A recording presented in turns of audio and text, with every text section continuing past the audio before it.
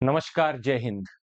वो आवाज जिसको सुनने के लिए पूरी दुनिया चुप होकर सुनती थी, वो आवाज आज चुप हो चुकी है।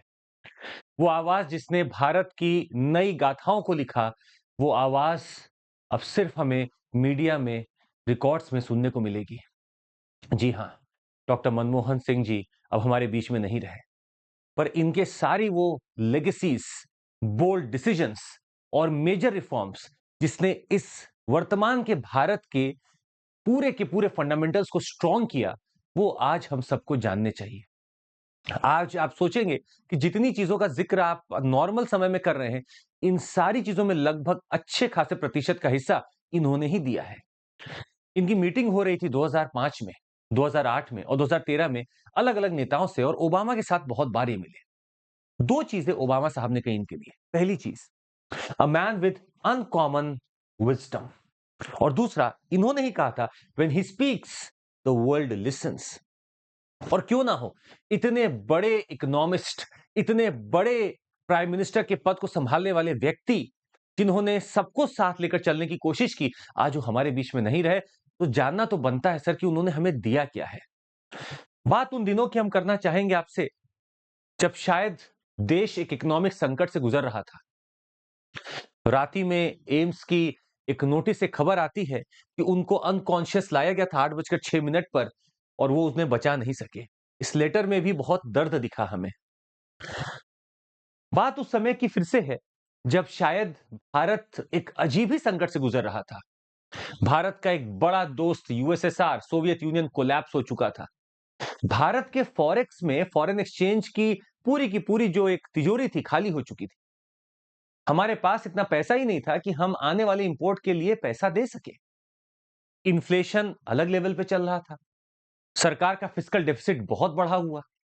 इन सब समय में जब किसी को कोई रास्ता नहीं दिख रहा था, तो अचानक से कॉल जाती है पीवी नरसिम्हा राव साहब की, हमारे ऑनरेबल मनमोहन सिंह साहब के पास, और एल्यूमिनस ऑक्सफोर्ड से भी, कैम्ब्रिज से भी। और इनको बोला गया कि आपकी जरूरत पड़ेगी। इनको बुलाया गया और बोला गया कि आप किसी को बोलना मत, आपको ही वित्त मंत्रालय का प्रभार आप ही को मिलने वाला है, आप किसी को बोलना मत अभी। ये भी स्तब्ध रह गए कि अचानक से मुझे ही क्यों मिलने वाला है, ऐसा मुझ में क्या है। पर जिस व्यक्ति को चुना गया, उस व्यक्ति ने भारत को 1991 से लेकर आज 2024 तक की स्थिति में खड़ा कर दिया।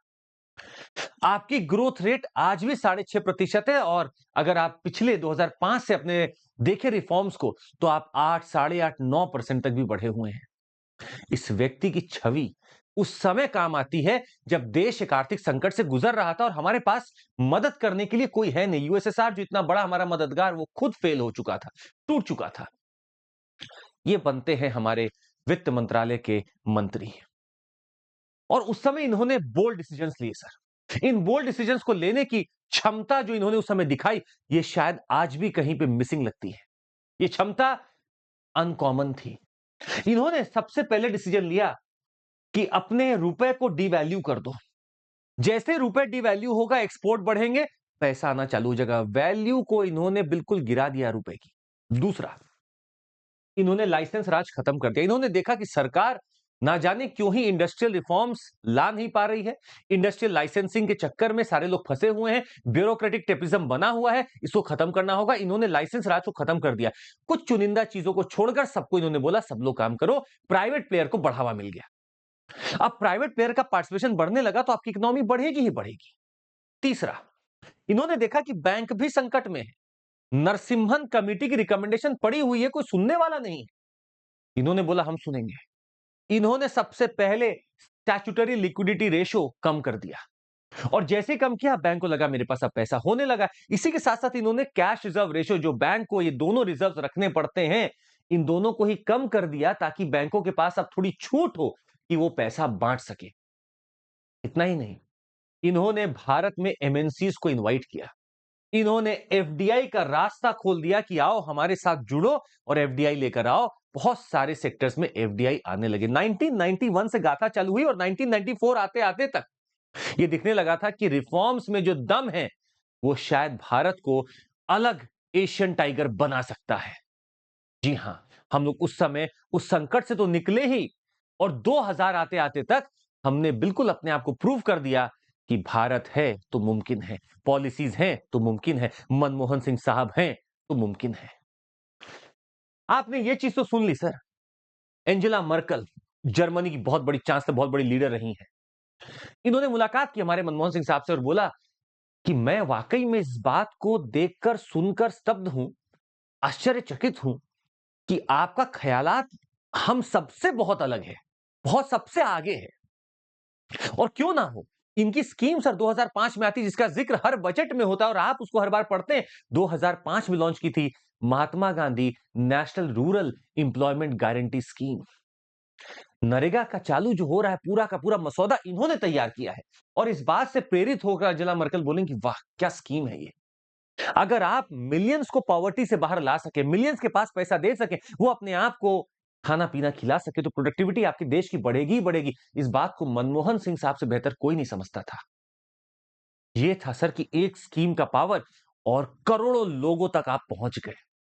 आज भी एमजी नरेगा के नाम पे ना जाने क्या क्या होता है, पर आपको ये बता दें कि गांव में पैसे का एक बहुत बड़ा स्रोत बना एमजी नरेगा।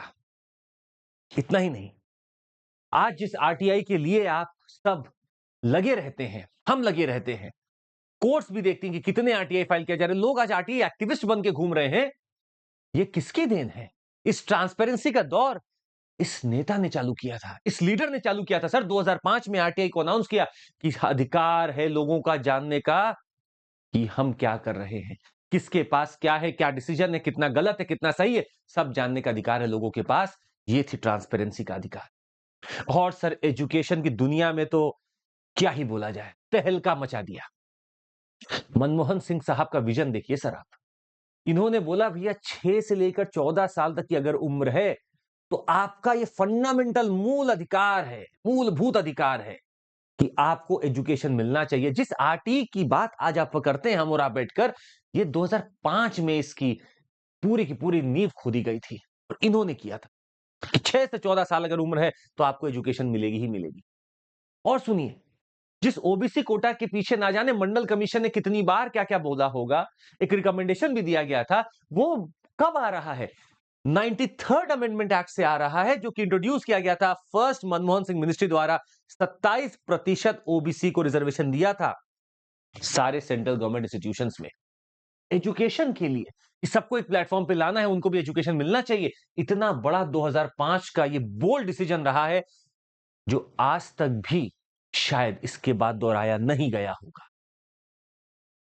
समझिएगा सर, लैंड और फार्मर्स की पोजीशन, नए नए इंडस्ट्रीज आ रहे थे, लैंड लॉस टूटे थे, पुराने थे, और इंडस्ट्रीज फार्मर्स को तोड़ मरोड़ रही थी।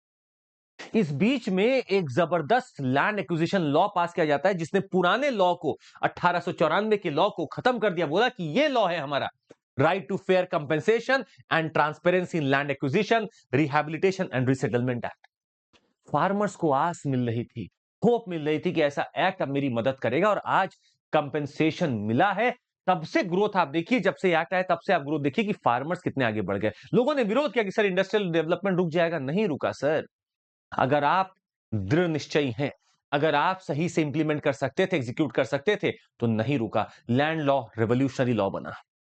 सर हम इनके बारे में जितना बोले उतना कम है, बस हम आपको दिखा रहे हैं कि कुछ ऐसी जगह है जहां पे इन्होंने एकदम हिट कर दिया, और उस चीज को आज भी लोग फॉलो कर रहे हैं। सर फूड फॉर ऑल, आप सोचिए किसने सोचा था कि भारत के पास इतनी काबिलियत आ जाएगी कि वो अपने लोगों को अनाज देने लगा। हमारे पास पब्लिक डिस्ट्रीब्यूशन सिस्टम था, हमारे पास में फेयर प्राइस शॉप्स थे, पर फिर भी मनमोहन सिंह साहब की सरकार ने इतना बड़ा एक्ट पास किया, नेशनल फूड सिक्योरिटी एक्ट, जो 2014 में इंप्लीमेंट होता है। 5 जुलाई 2013 को ये पास आता है सर, और इन्होंने बोला 2/3 भारतीयों को हम खाना देंगे। सर 67% ऑफ द पॉपुलेशन, किसी ना किसी तरीके से फूड ग्रेन पहुंचाना है उन तक हमें। इतना बड़ा रिफॉर्म, इतना बड़ा रिफॉर्म। और ये रिफॉर्म तो आप देश का देख रहे थे सर, ये तो आप देश का देख रहे हैं। विदेशों में तो इनकी और वाहवाही थी, जॉर्ज डब्ल्यू बुश से लेके ओबामा तक, सब इनके इतने ज्यादा इनको प्रिय लगते थे, या इनको प्रिय मानते थे कि क्या बताया जाए। ऐसी एक दास्तान हम आपको बताना चाहेंगे सर, भारत का और यूएस का civil nuclear cooperation deal sign हुआ था। इस डील में हम आपको बता दें बहुत अड़चने आ रही थी स्टार्टिंग से ही। कभी इंश्योरेंस को लेकर, तो कभी रेगुलेटरी को लेकर, कभी सिक्योरिटी को लेकर बहुत आ रही थी। जॉर्ज डब्ल्यू बुश साहब ने बोला कि करना है सर, आप मुझे पसंद हो, मुझे करना है आपके साथ ये डील। 2005 में मुलाकात होती है और हमारे एग्रीमेंट साइन हो रहे होते हैं। सबसे बड़ा आवाज उठता है और विरोध उठता है कि भारत तो एनएसजी का मेंबर नहीं है, न्यूक्लियर सप्लायर्स ग्रुप का, तो कैसे आप न्यूक्लियर डील करेंगे? सोचिएगा हमारा पावर उस समय का, माइंड सोचिएगा मनमोहन सिंह साहब का। लोग इतना पसंद करते थे कि जॉर्ज डब्ल्यू बुश ने फोन घुमाया और सारे एनएसजी को बोला, जितने उसके मेंबर्स थे, कि ऐसा है, भारत को वेवर दो। इकलौता ऐसा देश है भारत जिसको वेवर मिला एनएसजी से, ताकि आप सिविल न्यूक्लियर कोऑपरेशन डील कर सके और आपके ऊपर कोई क्वेश्चन ना करे। यह बात तभी मुमकिन थी जब इतना बड़ा व्यक्ति बैठा हो सामने। यह पावर है सर मनमोहन सिंह साहब का। सारे लोग मुरीद थे, फ्रांस, जर्मनी, पूरा यूरोप, कि ये है प्रधानमंत्री। क्या बड़ी बात थी सर। 2008 में हमारा डील साइन होता है और तब से लेकर आज तक सर आपने कितने डील साइन किए। आपको देखा देखी यूएस और इंडिया के डील को देखते देखते ऑस्ट्रेलिया आपके सामने आ गया। यहां हम भी करेंगे। इतनी बड़ी बात थी। ये था पावर। और ये कुछ बोल्ड रिफॉर्म्स थे, बोल्ड डिसीजंस थे, जिसने भारत को आज का, वर्तमान समय का भारत बनाया। और इन रिफॉर्म्स पे ही लगभग सारे लोग चलते भी चले गए। कोई ऐसा रिफॉर्म नहीं था जिसको बैक ट्रैक किया गया, और आप आज भी चेक कर सकते हैं, क्योंकि जो लिख दिया सो लिख दिया। तो ऐसे ऐसे बड़े स्टेट्समैन को श्रद्धांजलि, और उम्मीद करते हैं कि आप हर ऐसे लीडर को चेरिश करें, हर ऐसे लीडर को श्रद्धांजलि दें, या कुछ भी आपकी तरफ से रिस्पेक्ट हो जरूर दें, क्योंकि ऐसे लीडर्स बहुत कम आते हैं। बाकी आप जरूर बताइएगा आपको क्या लगता है। ऐसी कोई और भी बहुत चीजें होंगी जो आपको पता होंगी मनमोहन सिंह साहब की, नीचे जरूर कमेंट करिएगा। हम उसको भी सुनना चाहेंगे, पढ़ना चाहेंगे कि आप किनके बारे में और क्या जानते हैं, क्या रिफॉर्म्स हैं इनके। वैसे बहुत सारे हैं, हम आपको फिर से बोल रहे हैं, बहुत सारे हैं। हमने कुछ बोल्ड चुने। आप भी बताइएगा इन्होंने क्या क्या किया। इनकी किताबें बहुत सारी हैं, आप बताइएगा हमें कौन कौन सी किताबें हैं। और जरूर इनको बहुत सीरियसली इनके इकोनॉमिक के रिफॉर्म्स देखिएगा, क्योंकि आपको अगर इकोनॉमी समझनी है तो मनमोहन सिंह साहब को समझना बहुत जरूरी है सर। बहुत बहुत धन्यवाद सुनने के लिए।